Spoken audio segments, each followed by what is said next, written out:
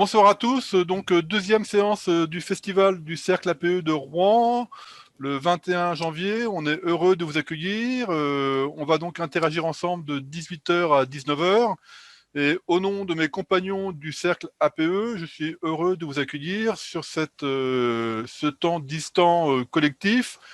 Coronavirus oblige, on aurait aimé faire un festival comme les dernières en présentiel, mais là on est à distance, on s'adapte. Et donc on va travailler avec différents outils en ligne et ensemble dans la logique du cercle APE, le cercle Apprendre ensemble. Diapositive suivante, nous avons donc conçu avec mes compagnons un petit cocktail détonnant de variétés de sujets, le jeu, le stress, l'humour, la science-fiction. Je remercie Frédéric Duriez, notre illustrateur de cette ressource, pour marquer un point important, c'est qu'on est là pour ouvrir des possibles, apprendre différemment et sortir d'une logique un peu académique des apprentissages. Diapositive suivante, je remercie Guillaume qui est à la manœuvre. Et donc, on va alterner entre deux outils, l'outil Zoom sur lequel vous êtes connecté et sur lequel d'autres personnes vont peut-être nous rejoindre en cours de route. Et puis, on va utiliser un deuxième outil qui est WooClap.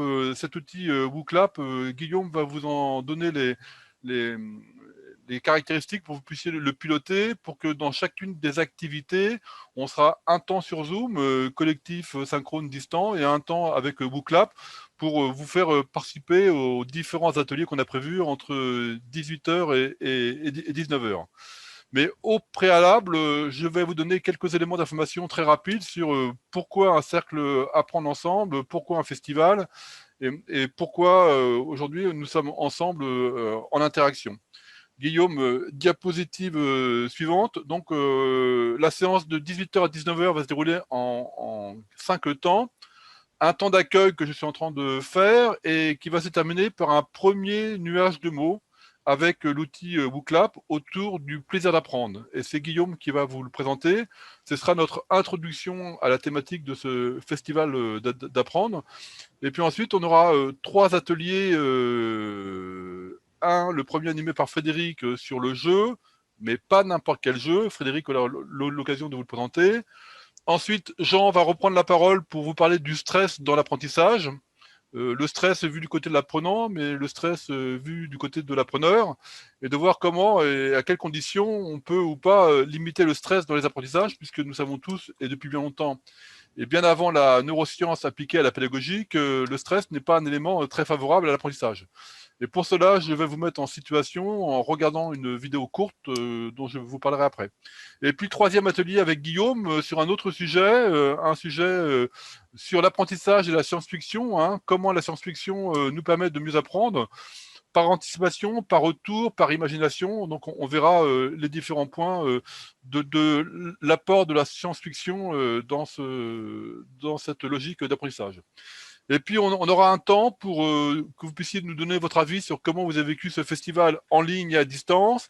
Et puis, surtout, que vous puissiez nous donner des idées pour qu'on puisse réfléchir ensemble à l'organisation du festival 2022, en sachant qu'on a déjà réservé le casino de Deauville pour se retrouver autour du 24 janvier 2022 sur la 3e édition du festival. Alors pourquoi le 24 janvier pourquoi un festival? Eh ben, je vais donc demander de passer donc à la diapositive suivante pour que je vous donne un petit peu les tenants et les aboutissants. Pourquoi un festival et pourquoi le Cercle APE et pourquoi Learning Planet? Alors, le Cercle APE, hein, c'est une structure associative qui est née en 2015 et qui cherche à explorer de manière conviviale et souple différentes manières d'apprendre. Donc, on a mis en place des cercles d'apprentissage, on a mis en place un hackathon, un World Café, et depuis 2 ans, on a mis en place comme nouvelle activité le Festival de l'apprendre. Et donc, il y a en France, autour du Cercle APE, 18 villes qui font un festival de l'apprendre. Donc, il y a Marseille, Marseille fait un festival, il y a Lyon, il y a Annonay, il y a Bourgoin-Jallieu, Poitiers, Caen, Paris, Limoges, etc. Et donc, le Cercle APE cherche à promouvoir le festival de l'apprendre, comme on cherche à développer la fête de la musique. Donc, un tabouret et une guitare, et on se réjouit ensemble d'apprendre. apprendre est un plaisir, et c'est ce qu'on va essayer de voir ensemble. Et donc ça, c'est l'initiative du cercle APE pour apprendre ensemble. Et à côté, de manière parallèle et convergente, il y a Learning Planet. Learning Planet, c'est une structure qui dépend du Centre de ressources de l'innovation piloté par François Tadei à l'Université Paris-Descartes, et qui a eu la même idée que nous en même temps, de mettre en place un festival de l'apprendre. Et on s'est retrouvé, cette structure et plein d'autres, autour de la date du 24 janvier, comme étant la date internationale de l'éducation, journée internationale d'éducation. Donc l'ONU a décidé en 2020 de retenir la date du 24 janvier comme étant la date internationale de l'éducation. D'où l'idée de conforter cette date du 24 janvier avec le Festival de l'apprendre. Donc autour du 24, puisque le 24 janvier cette année c'est un dimanche, et donc il y a des festivals à Mulhouse, à Bourgoin-Jallieu, etc., qui ont démarré le 20, le 21, le 22, et Caen va avoir un festival qui va aller jusqu'au 3 février 2021. Et donc chaque année, on va promouvoir une série de festivals. On aurait aimé le faire en territoire métrique. Malheureusement, on le fait en territoire numérique, et on vous remercie de s'associer à cette logique à travers Zoom et à travers WooClap.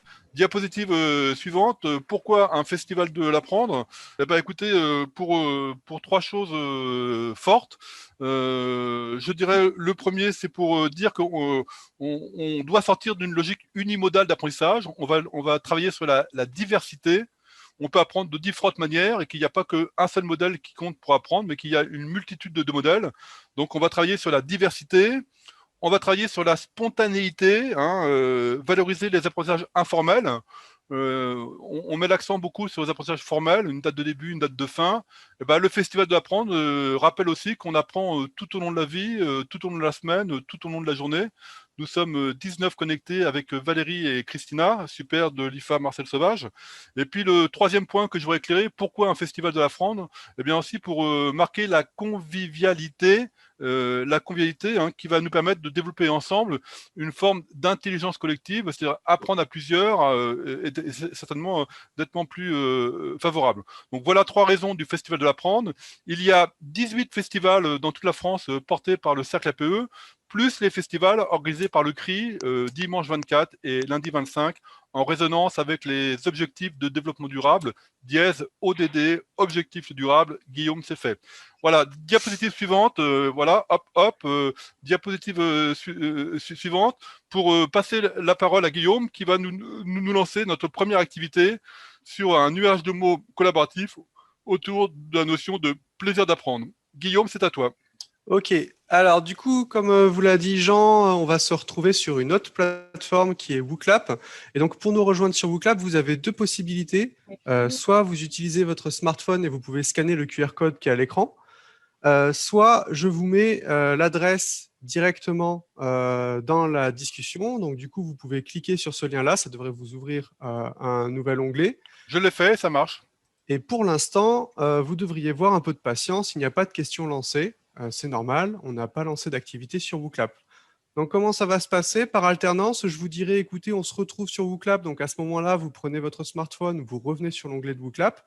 Et quand on a terminé l'activité, je vous dirai, on se retrouve sur Zoom. Et à ce moment-là, vous rouvrez la fenêtre de Zoom, oui, et on verra les résultats de chaque séquence. Alors, pour l'instant, j'ai 16 personnes sur WooClap, 17, 18. On est 21 dans la salle, donc normalement, on devrait être 21 sur WooClap. 19. Si vous n'arrivez pas à rejoindre WooClap, vous n'hésitez pas à vous manifester. Peut-être que certains animateurs ne sont pas sur WooClap, Guillaume. Tu peux démarrer, Oui, Guillaume. on y va, Okay. on y va, Guillaume. Alors, c'est parti. Du coup, pour vous, donc, un nuage de mots, qu'est-ce qui vous vient à l'esprit quand on parle de plaisir d'apprendre? Attention, c'est un nuage de mots, donc il faut saisir un mot simple. Et vous verrez, vous avez la possibilité, si un mot auquel vous pensez a déjà été écrit, de liker la réponse d'un autre participant. Donc, du coup, voilà, vous voyez apparaître. Allez-y. Et quand vous avez terminé, vous pouvez revenir sur Zoom et vous verrez voir se dessiner le nuage de mots en direct au fur et à mesure que je valide vos participations. Waouh! Ça marche? Alors, il faut bon. revenir sur Zoom, du coup, comme je vous disais, pour voir le résultat. Ça a l'air pas mal. Ah, ça participe encore. On se donne encore une dizaine de secondes, si vous voulez bien, et après, on se retrouve tous, du coup, sur Zoom. À plus pour que Frédéric prenne la main, comme convenu, à 13h. Voilà. Allez, on arrête ici. Revenez sur Zoom et vous voyez un petit peu des tendances. Donc, beaucoup de découvertes, beaucoup de rencontres. Mais aussi du lien, du rire, de l'échange, du partage, de l'engagement, des perspectives, des poèmes.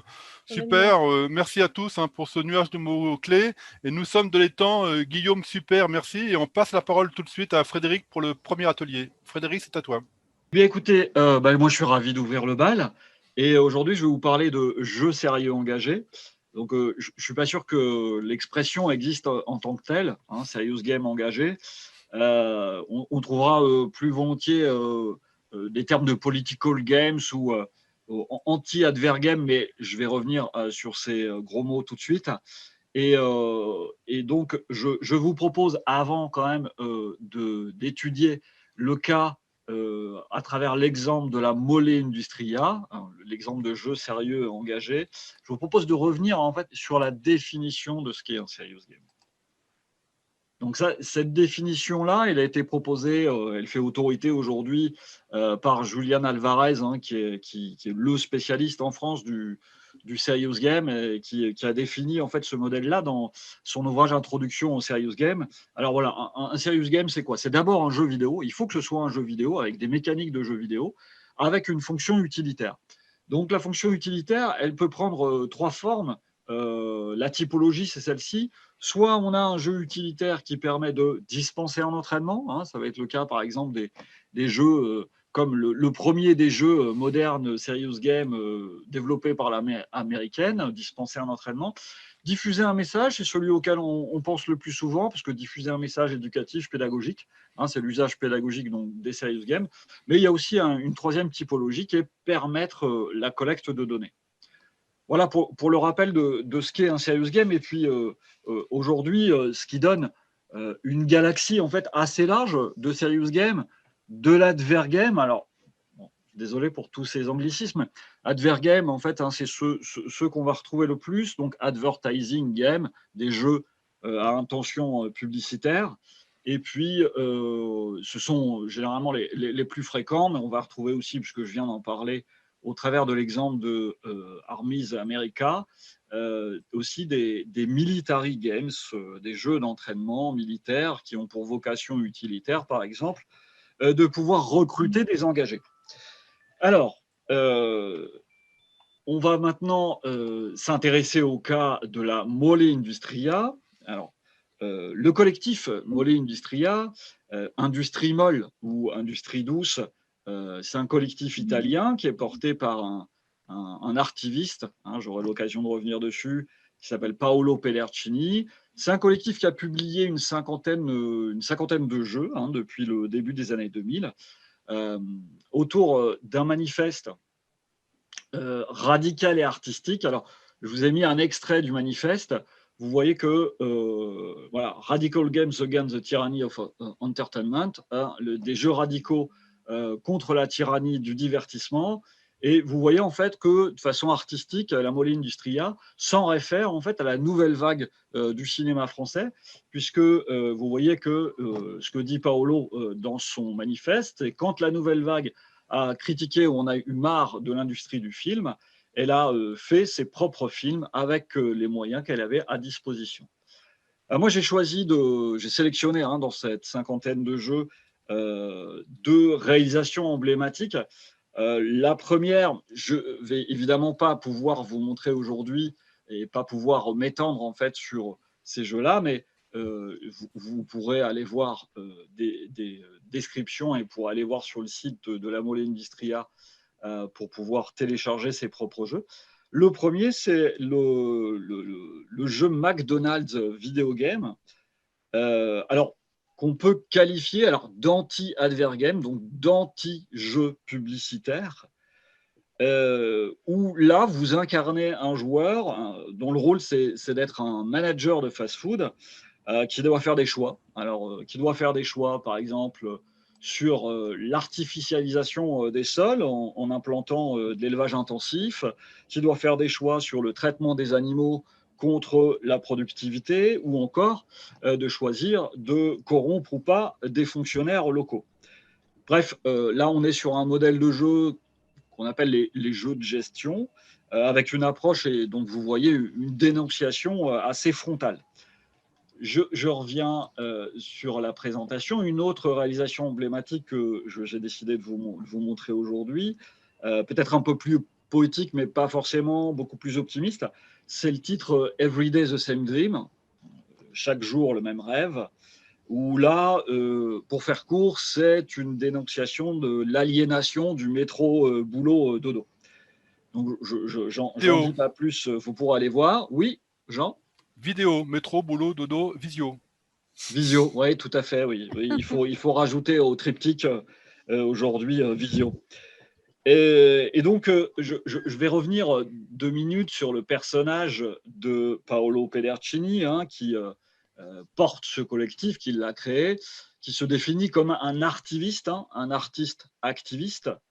Et donc, il est souvent, comme vous le voyez, assez souvent provocateur et sulfureux. En témoigne notamment, donc c'est l'image qui représente ce jeu-là, un jeu qui s'appelle Opération Pédopriest. Donc pour dénoncer la pédophilie dans l'Église, ce jeu, il faut savoir qu'il a été tout bonnement interdit en Italie. Et puis donc, même si Paolo Pedercini dit détester les jeux vidéo et le divertissement, pour autant, il produit quand même de grands jeux au sens où la mécanique de jeu est très intéressante et parfois moins frontale que celle que je viens de vous présenter dans le jeu McDonald's Video Games. Et donc, je vous inviterai à aller consulter cet article de Ronan Le Breton qui s'appelle « Pourquoi Every Day the Same Dream est un grand jeu ». Mais je vais pas m'étendre sur cette description-là. Vous pourrez, on vous mettra à disposition les supports de présentation et vous pourrez aller relire cet article. Alors, d'une certaine façon, la Mole Industria a ouvert, de mon point de vue, la voie à des jeux sérieux. Alors, la voie, oui, la voie avec un E, pardon, c'est pas ouvert la voie avec un X. À des jeux donc sérieux. Les deux. Pardon ? Les deux. Oui.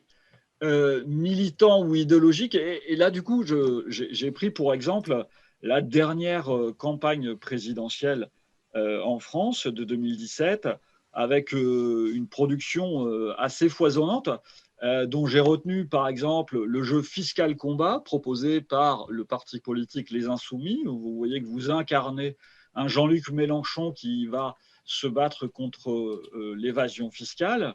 Un jeu sous forme de jeu narratif qui s'appelle En marche vers l'Élysée, donc vous aurez compris d'où il vient. Et puis un jeu qui s'appelle Canard Actuel, qui a été produit par le site, je cite Dédoué Plenel, c'est Mediapart, merci Nathalie. Où là, on a un jeu pour prendre conscience de la manipulation des médias, en particulier sur ces temps d'élection présidentielle. Et puis, peut-être en guise de conclusion, une question ouverte sur le fait que est-ce que finalement, il n'y a pas une idéologie sous-jacente dans tous les jeux vidéo? Et donc, je prends cet exemple d'un best-seller du jeu vidéo qui est GTA, Grand Theft Auto, hein, ce qu'on appelle des AAA. Donc, ça correspond un peu au blockbuster dans le cinéma, où on peut voir dans ce jeu des fausses campagnes publicitaires pour de faux candidats, mais sur le modèle américain. Et donc, en soi, c'est une critique de la dérive publicitaire des élections américaine, où vous savez qu'on peut présenter chaque candidat comme un produit et donc critiquer son concurrent comme étant, là encore, un produit sous la forme des pubs qu'on peut voir aux États-Unis, au Coca-Cola, Pepsi-Cola, des pubs très frontales, encore une fois. Voilà, mais écoutez, moi, je m'arrête là. Je vois la tête ébahie de mes collègues qui se disent c'est pas possible, il a tenu ces 10 minutes. Et puis je 10 vous minutes propose moi aussi riches. une petite activité WooClap. Très bien. Allez, Et bah, du coup, je vais repasser la main à Guillaume qui va vous renvoyer vers WooClap avec une petite question sur l'usage pédagogique. Est-ce que vous pensez qu'il y a un usage pédagogique de ces jeux sérieux engagés ou ces jeux sérieux dans lesquels il y a une dimension idéologique? alors j'ai lancé du coup la question WooClap. Donc maintenant, si vous retournez sur votre smartphone ou sur l'onglet WooClap, vous devriez voir apparaître un petit champ où vous pouvez saisir votre réponse. Et encore une fois, n'hésitez pas là pour le coup, comme il y aura peut-être des réponses qui vont se ressembler, à liker les réponses des autres participants si voilà, vous avez le même ressenti. Bah, du coup, je vais pouvoir vous partager comme ça l'écran de réponse. Voilà, super. Donc vous voyez un petit peu la liste. Alors je vais essayer de voir si on voit peut-être mieux avec la grille. Est-ce que vous voyez mieux? Ça écrit petit avec la grille. Oui, effectivement, hein, ça participe à développer l'esprit critique, je suis assez d'accord.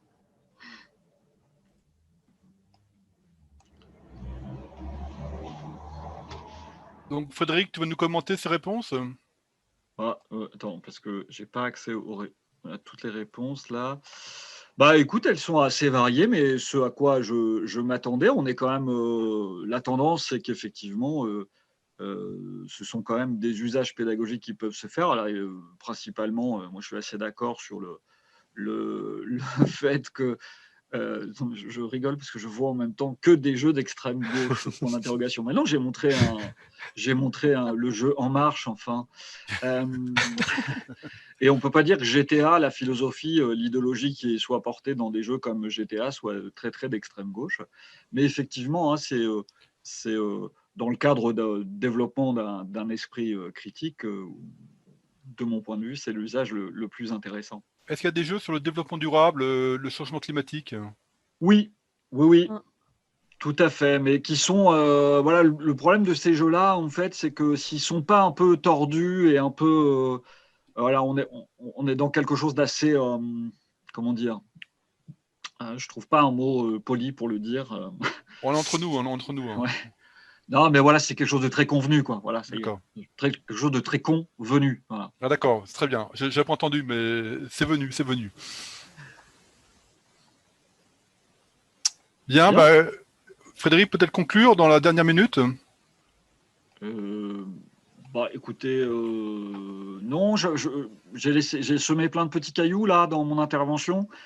Et sans doute qu'on reviendra vers vous pour vous envoyer nos supports de présentation. Donc, moi, je vous encourage à aller découvrir les outils de la Mole Industria, surtout que bon, bah, ce collectif, il est plus très vivant aujourd'hui, mais enfin, les jeux sont toujours disponibles.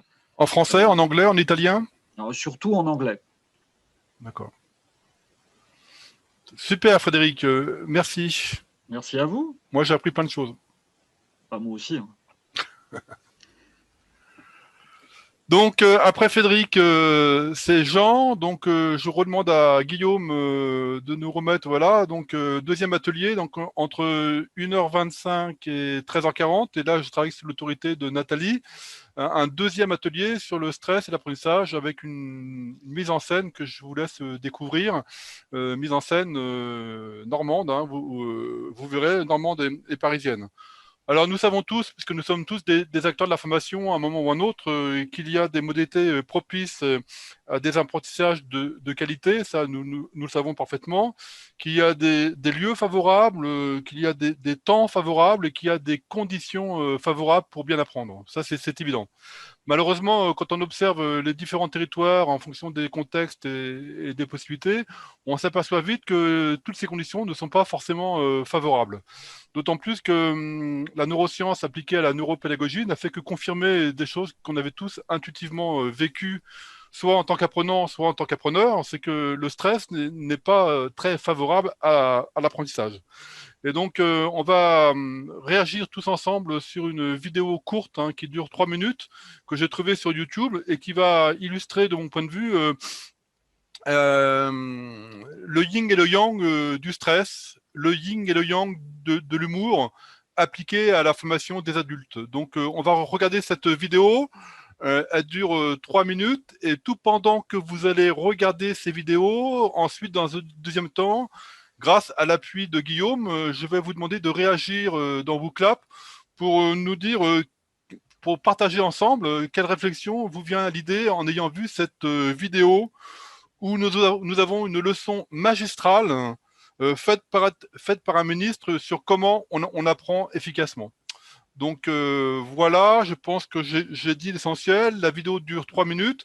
Elle va apparaître directement dans Zoom. Hein, et là, on a des outils vraiment hyper intéressants qui incluent la vidéo. Donc, vous n'avez pas besoin de sortir de Zoom pour voir la vidéo. C'est Guillaume qui va nous lancer la vidéo. Et une fois que vous aurez vu la vidéo, je vais vous demander de lever le pouce numériquement parlant pour qu'on puisse lancer tranquillement la deuxième activité, enfin la troisième activité WooClap, du deuxième atelier. La vidéo dure 3 minutes. On a réglé le son avant-hier quand on a fait la répète. Et donc, normalement, tout est bon. Guillaume, Ouais. let's go. Vous faites juste des grands signes s'il n'y a pas de son qui sort. Hein.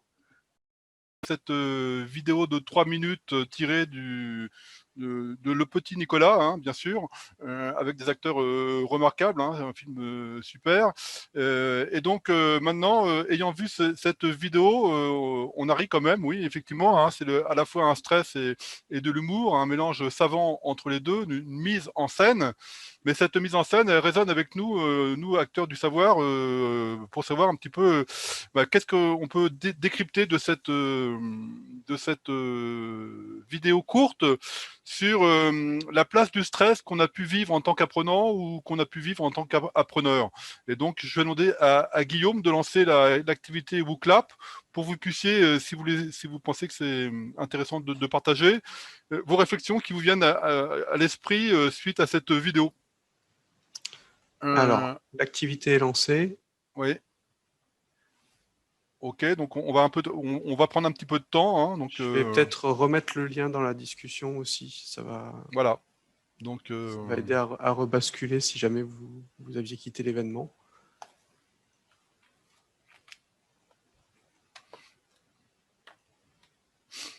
Voilà, donc c'est parti. Hein, merci.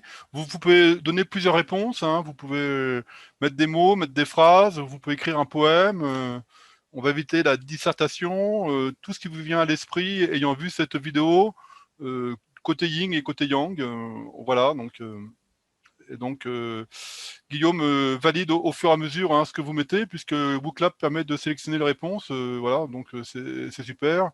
Donc, inopérant, trop de pression, stimulant et paralysant, souffrance, la peur de l'échec, main moite, le stress de l'enseignant, peu constructif, souffrance, humiliation. Il y a quelqu'un qui a répondu dans l'espace de clavardage. Donc, est-ce qu'on peut, par pédagogie, aider Jean-Yves à répondre, non pas dans l'espace de conversation, mais directement dans le oui. WooClap? Donc, Jean-Yves, si vous cliquez sur le lien qui est juste au-dessus, app.wooClap.com, vous allez rejoindre les autres participants sur cette plateforme qui vous permet de contribuer en direct également. Alors, en fait, ce que vous voyez sur Zoom. Je vois beaucoup d'éléments négatifs, quelques éléments positifs. Est-ce qu'on peut essayer de rééquilibrer nos commentaires pour essayer de trouver des éléments positifs de cette vidéo? Parce que ce qui est intéressant dans cette vidéo, c'est qu'on a le yin et le yang. On a le plus, on a le moins. On a le chaud et le froid. On a le stress et le non-stress. Est-ce qu'on peut chercher à rééquilibrer les éléments? Mais en tout cas, on a plein de choses intéressantes. Hein, ouais, prendre le temps de pédaler, ouais, ça c'est vrai. Là, on a vraiment des travaux pratiques de neurosciences appliqués à la pédagogie, mise en scène de manière remarquable. Hein. C'est notre cerveau qui décide, c'est pas nous. Et notre cerveau, il n'aime pas le stress, hein, manifestement. Donc, il faut du temps. Et puis voilà. Alors, je cherche des éléments positifs. Alors, moi, j'aime bien le ministre qui n'a pas de préconception sur l'élève, qui lui donne sa chance. Oui, tout à fait. Une forme de joie collective. Hein. Une fois que le stress a disparu, cette joie collective qui va développer un sentiment d'appartenance. Oui, Clotaire appartient bien à la classe.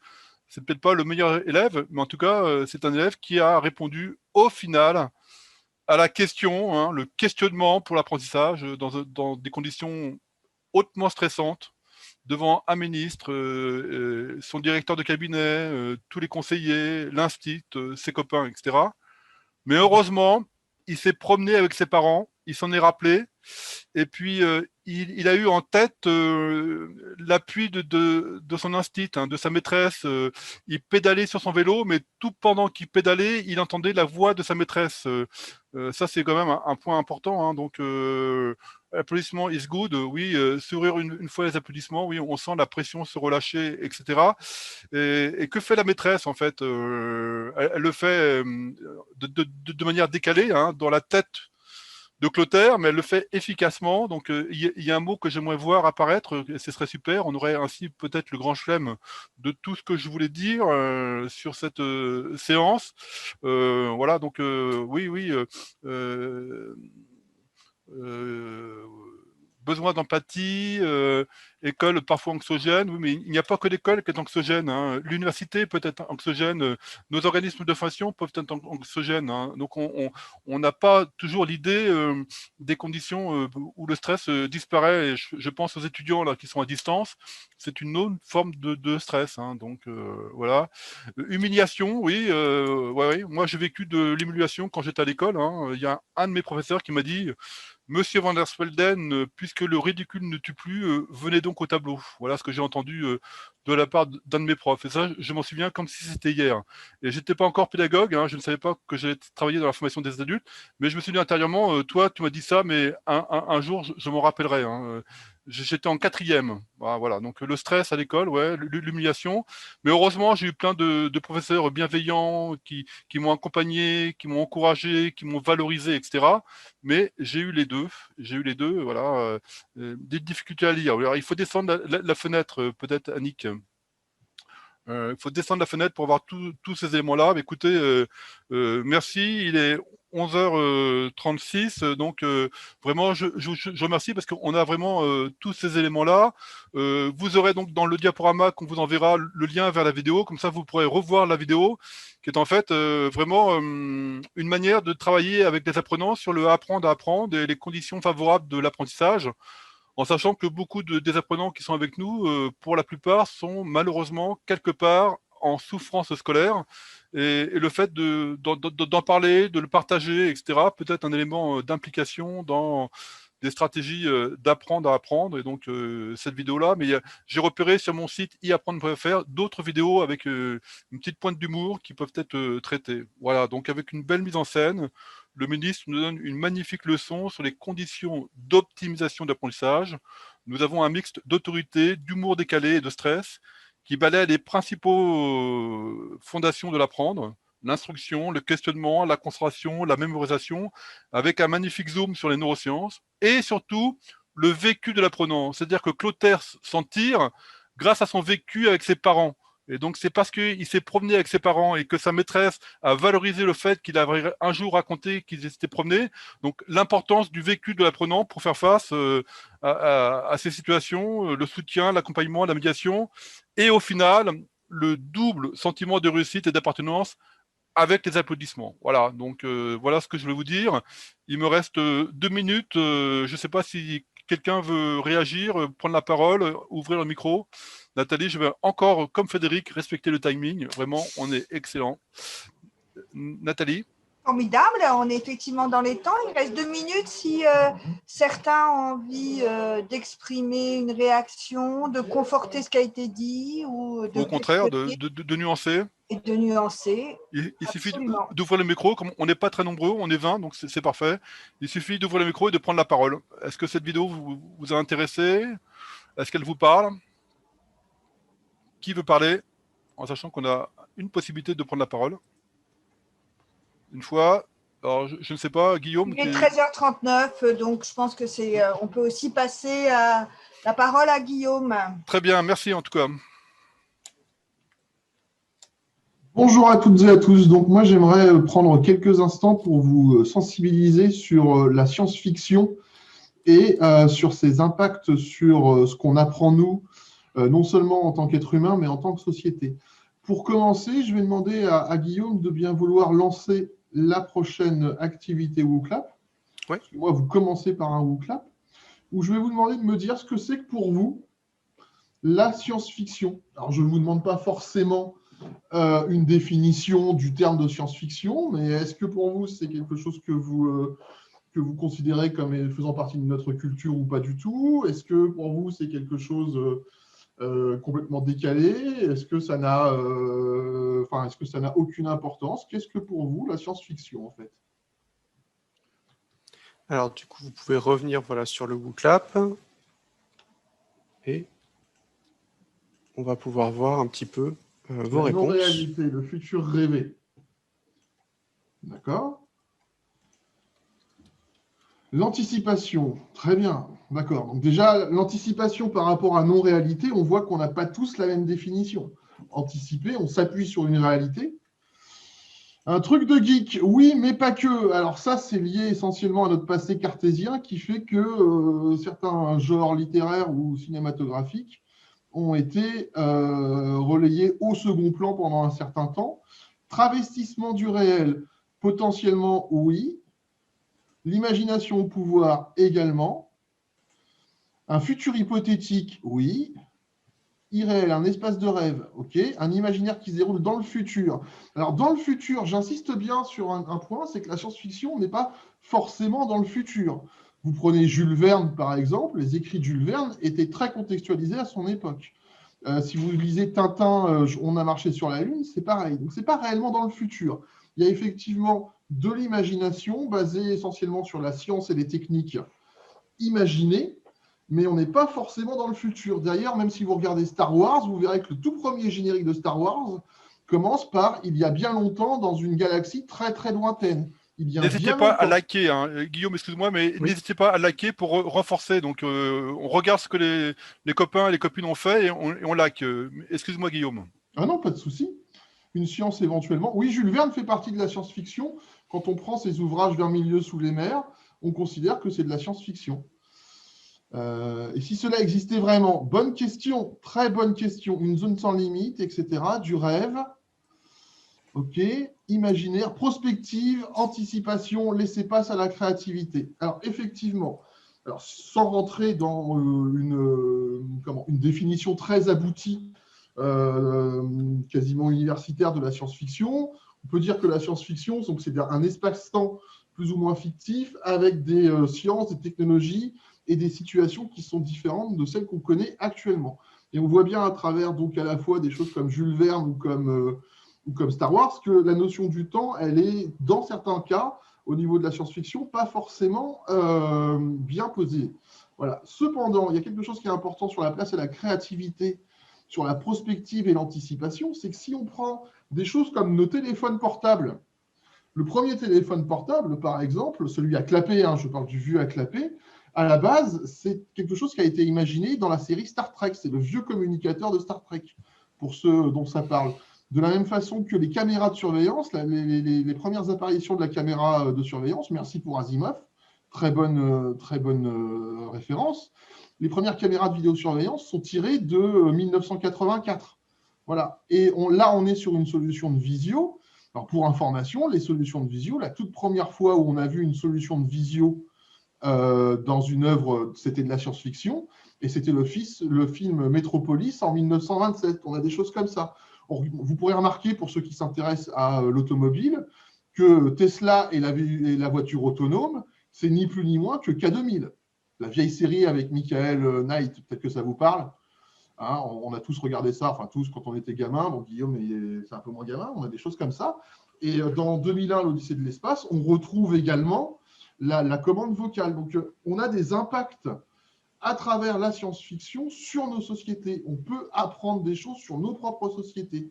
Si vous regardez bien, Jean a fait référence aux objectifs de développement durable. Donc, je vais vous mettre un lien dans la zone de chat sur ce que sont les objectifs de développement durable. Si j'y arrive. Bon, mais j'y arrive pas, donc je vous mettrai plus tard. Voilà, c'est pas extrêmement grave. Alors, si on regarde bien, peut-être que vous avez connu. Guillaume, est-ce que tu peux remettre notre Guillaume en plein écran? Enfin, en écran, qu'on le voit parler? Bien sûr, regarde. Merci. Ça devrait être bon. Voilà, donc on a la possibilité Si vous regardez un film du type Soleil vert, donc qui n'est quand même pas un film extrêmement récent, qui date des années 70-75, c'est une des premières œuvres cinématographiques pour le coup, qui nous parle d'écologie et de son impact sur le développement humain. Puisque dans Soleil vert, on a une planète de moins en moins habitable et on a de moins en moins de nourriture. Donc Soleil vert, un film assez important, puisque c'est la première fois où on a vu une conscience écologique apparaître. On parle beaucoup dans l'écologie le film, je ne sais plus comment il s'appelle là, le truc de James Cameron avec les gens en violet. Aidez-moi. Alors, moi, je ne peux pas aider là. Bon, c'est pas grave. Si, Oui, quelqu'un va t'aider. Avatar, merci Amandine, merci Voilà, Amandine. super. Mais bien avant, De la pédagogie, on s'entraide Voilà. entre apprenants. Bien avant Soleil vert, qui est à mon avis bien meilleur qu'Avatar, mais ça c'est mon avis personnel. Voilà. Donc Avatar, à mon avis, donc Soleil vert, pardon, parlait déjà de l'écologie. De la même façon, peut-être que certains d'entre vous ont vu plus récemment sur Arte une série qui s'appelle Trépalium, une série française avec des bons et des mauvais côtés, mais qui nous parle de l'effet du manque de travail dans nos sociétés modernes. Et Trépalium, entre autres, on sait que le travail se raréfie du fait de l'automatisation, de la digitalisation, etc. Trépalium décrit une société en fait où vous avez les gens qui ont un travail, qui vivent dans une cité protégée par un mur, et ils ne sont que 20% de la population, alors que les 80% du reste de la population vit en dehors du mur, dans ce qu'on appelle la zone. Donc on a cette notion d'anticipation sur justement nos sociétés dans la science-fiction. On retrouve comme ça des choses qu'on va avoir dans notre futur, voire même dans notre présent. Vous connaissez tous au moins de nom, j'espère, Enki Bilal. Non. Oui, bien sûr, Amandine. Ah, merci, Amandine. Super, Amandine a vu Trépalium. Vous ne connaissez pas Enki Bilal. Alors, Enki Bilal est un célèbre dessinateur de bande dessinée, pas que, il n'a pas fait que de la bande dessinée, mais surtout de la bande dessinée. Il a créé son propre univers de bande dessinée. Et vous avez dans une de ces bandes dessinées, Les Femmes Bleues. Merci Frédéric, super. Donc Enki Bilal décrit un univers de science-fiction dans lequel il y a un nouveau sport. Est-ce que certains se rappellent de ce sport dans les bandes dessinées d'Enki Bilal? Le chess boxing, c'est un sport qui maintenant est en train réellement de se développer. Donc des gens qui ont 6 rounds de boxe et 6 rounds d'échecs. Voilà, on mélange ce genre de choses. On arrive à tirer des enseignements de la part de la science-fiction. Donc sur les objectifs de développement durable, on a l'écologie bien évidemment et la place du travail.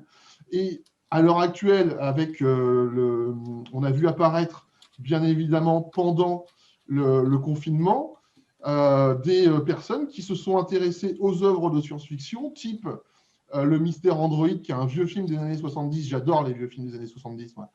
Le Mystère Andromède, qui parle justement d'une pandémie mondiale avec un virus.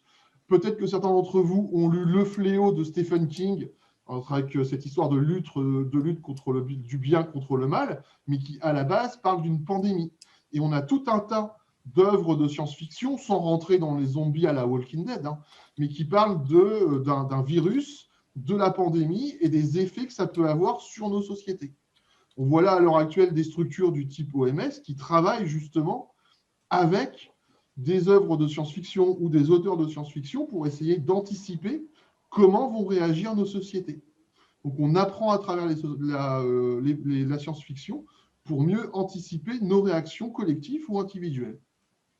Alors bien évidemment, il n'y a pas que la dystopie. Si vous regardez des œuvres comme 1985, 1984, pardon, excusez-moi, La Zone du dehors, des choses comme ça, on est très sur des environnements dystopiques, donc des futurs programmés qui sont plutôt négatifs, sombres, des choses comme ça. Mais bah si, quand même. Donc Benoît, il y a des choses sacrées dans la vie d'un homme. 1984 en fait partie. Donc c'est un des tout premiers ouvrages que j'ai lus en fait. Ça pourrait l'être, Amandine. Merci. Merci de me rattraper à la branche. Donc, on peut avoir aussi des aspects utopiques. Il y a beaucoup d'utopies qui sont développées dans la science-fiction. Voilà. Si vous avez l'occasion, alors, je ne suis pas un grand fan de Star Wars, moi, je préfère de loin Star Trek. C'est pour ça que je vais même vous l'écrire dans la zone de chat, à quel point je suis un grand fan de Star Trek. Star Trek, je vous rappelle que Star Trek, c'est la première fois où, à la télévision américaine, on a eu un baiser interracial. En 1966, entre un homme noir et une femme blanche. C'est la toute première fois. Et ça a eu des conséquences assez dystopiques avec un Y, Jean. Ça a eu un effet considérable sur la société américaine. Ça a fait beaucoup de bruit. À cause de ça, justement, la ségrégation américaine, etc. Donc Star Trek a développé un univers utopique dans lequel il n'y a plus de maladies, dans lequel il n'y a plus de guerre au moins au niveau de l'humanité, il n'y a plus de pauvreté, il n'y a même plus d'argent dans Star Trek. On ne mange plus de viande dans Star Trek. On est plutôt sur un regard bienveillant sur l'autre. Il faut plus séparer les doigts si tu veux faire le Vulcain, Frédéric. 5 minutes, Guillaume. 5 minutes. Même pas. Pardon, je croyais que c'était l'aspect Vulcain. Mais alors effectivement, il n'y a même plus cette notion de société, il n'y a plus cette notion de drapeau. On est réellement sur une humanité dans Star Trek qui est très utopique. Plus de racisme, plus de différence. Le rôle de chacun, c'est d'avoir sa place dans la société, quelle que soit sa place. Voilà, on a des choses comme ça. Et puis, vous avez également un ouvrage qui a beaucoup marqué la science-fiction en 1975, qui s'appelle Ecotopia. Vous le trouverez dans tous les bons libraires, plutôt physique, parce que sinon, je vais me faire taper par Jean. Voilà, donc allez dans les librairies. Voilà, donc qui s'appelle Ecotopia, qui décrit en fait 3 États américains qui prennent leur indépendance pour justement développer une société écologique sans pesticides, sans agriculture augmentée, et qui, 20 ans après avoir construit donc une société en isolement total, se rouvre sur le reste de ses voisins. Donc on a des choses comme ça dans la science-fiction. Alors juste pour terminer, la science-fiction dans nos pays extrêmement cartésiens souffre d'un regard souvent négatif, parce qu'effectivement vous avez on va dire de la bonne ou de la mauvaise science-fiction. Il y a des choses un peu rapides, d'accord. Donc si vous êtes amené à aller vers de la science-fiction, surtout renseignez-vous avant pour ne pas tomber dans de la science-fiction un peu facile, comme on peut avoir dans les blockbusters américains à l'heure actuelle. Voilà, il y a des choses extrêmement bien en science-fiction. On a parlé de Jules Verne, on a évoqué Enki Bilal, on aurait pu parler des cités suspendues, de la BD belge avec Benoît Peters.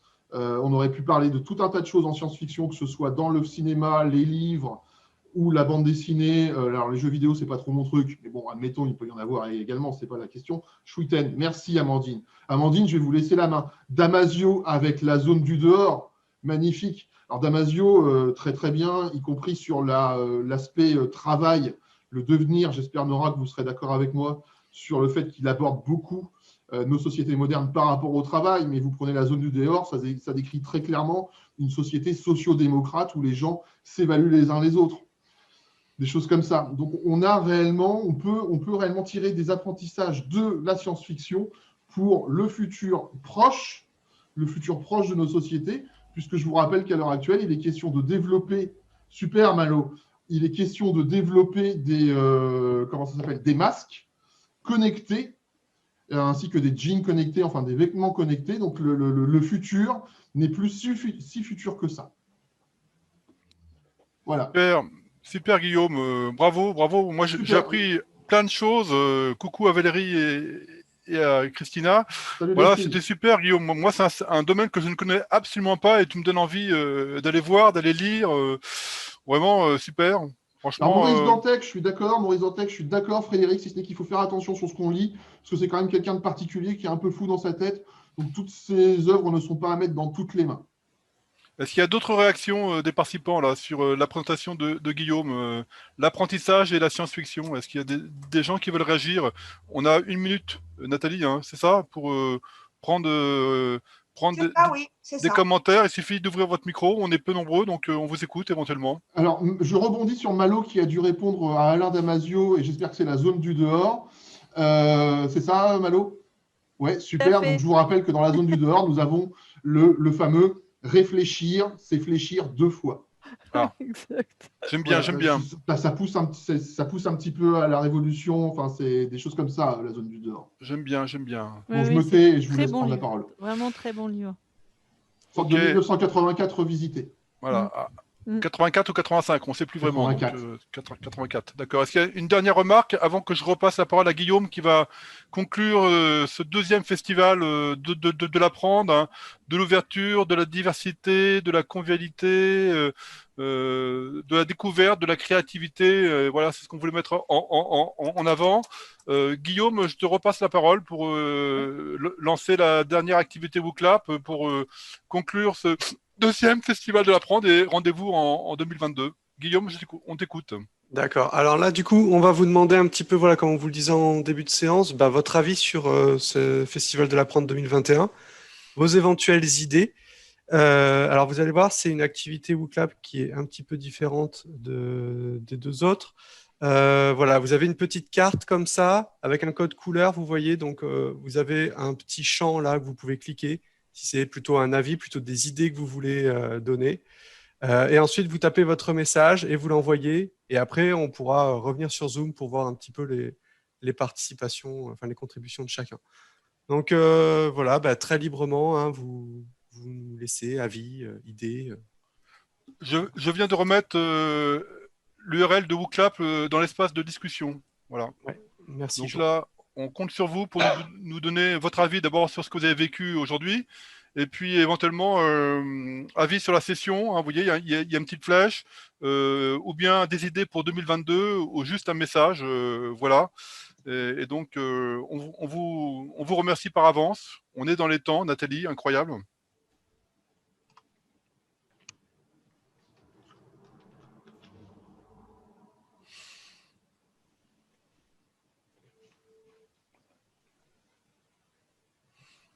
Voilà, donc les gens commencent à répondre. Donc, soit vous donnez un avis sur la session, soit vous nous donnez des idées pour 2022. On a déjà réservé le casino de Deauville. Voilà, donc c'est une piste. Hein. On ne sait pas encore si ça va se faire, mais voilà. Autour du 24 janvier 2022. Voilà, donc j'en profite pendant que vous remplissez pour remercier tous mes compagnons du cercle APE de Rouen. Hein. Vraiment, c'était super sympa. On s'est réunis plusieurs fois. Voilà, donc et puis si l'un d'entre vous veut venir nous rejoindre pour organiser tranquillement ce festival 2022, voilà, donc manifestement trop court, voilà, une vraie découverte, voilà, donc on va pouvoir commencer ou pas à partager, Guillaume ou pas? Voilà, d'accord. Faut revenir sur Zoom si vous voulez Oui, excuse-moi, voir. voilà, Voilà, voilà. Et les donc contributions. Guillaume nous range ça par couleur, c'est juste magnifique. Hein. Je rappelle que WooClap est belge quand même, hein, donc juste au passage. Merci à Guillaume et à Guillaume. Hein. Guillaume est aux manettes sur Zoom, Guillaume est aux manettes sur WooClap, c'est super. Vraiment de la compétence collective, voilà. Mais bon, Guillaume avait son avatar avec lui, donc ils étaient deux en fait. Voilà.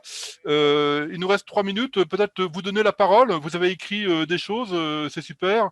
Est-ce qu'on peut avoir des réactions? Une personne ou deux peut ouvrir son micro et réagir dans les 3 minutes qui nous restent, Nathalie? Donc, Sandrine, est-ce que tu veux prendre la parole?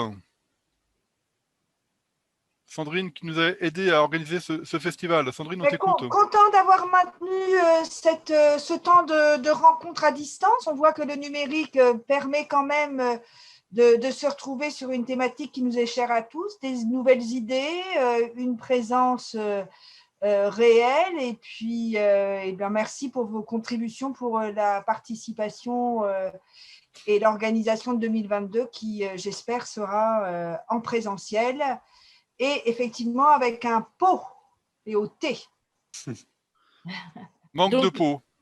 L'année dernière, en 2020, c'était le premier festival à mettre en place. C'était pas forcément évident. Là, on met la barre un peu plus haute, c'est-à-dire que c'est le deuxième, mais la première fois en confinement. Le troisième devrait être nickel, parfait, super. Ouais. Merci. Juste de vous rappeler qu'il y a une deuxième session à 18h. Donc, si vous avez des collègues qui sont intéressés ou des partenaires qui sont intéressés, mais sachez qu'on fera les mêmes blagues au même moment. Hein. Donc, on fera exactement la même chose, mais on fait une deuxième session à 18h pour permettre aux gens qui sont pris dans des logiques professionnelles d'être libres. Donc, deuxième session ce soir de 17h55 à 19h. Donc, Nathalie, si tu veux conclure? J'ai déjà dit beaucoup de choses, merci. Et pour la qualité des interventions, à Frédéric, à Guillaume et à Jean qui nous ont éclairés sur bien des points, à Guillaume qui nous a donné le fil et permis de découvrir pour certains et d'utiliser de façon plus approfondie WooClap, ces supports et ces outils qui rendent agréable l'apprentissage vivant, dynamique et qui nous ont permis de contribuer chacun à notre manière. Merci. Bye bye. Bonne poursuite à tout le monde, bon appétit pour ceux qui Ciao. vont manger. Coucou Valérie et à bientôt, j'espère.